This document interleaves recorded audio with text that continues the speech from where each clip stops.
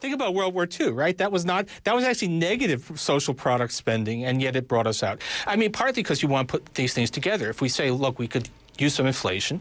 Ken and I are both saying that, which is, of course, anathema to a lot of people in Washington, but is in fact what the basic logic says. It's very hard to get inflation in a depressed economy, but if you had a program of government spending plus an expansionary policy by the Fed, you could get that. So if you think about using all of these things together, you could accomplish, a great deal. I mean, if we discovered that space aliens were planning to attack, and we needed a massive buildup to counter the space alien threat, and really inflation and budget deficits took secondary place to that. This slump would be over in 18 months.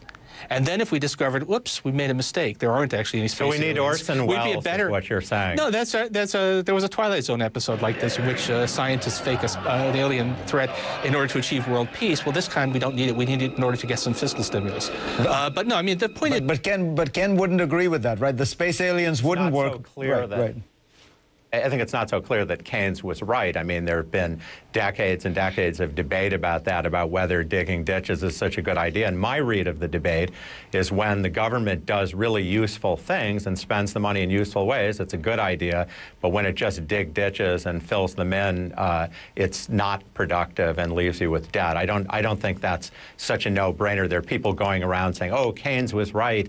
Everything Keynes said was right. I think this is a different animal with this debt overhang that you need to think about from the standard Keynesian framework. I guess I just don't agree.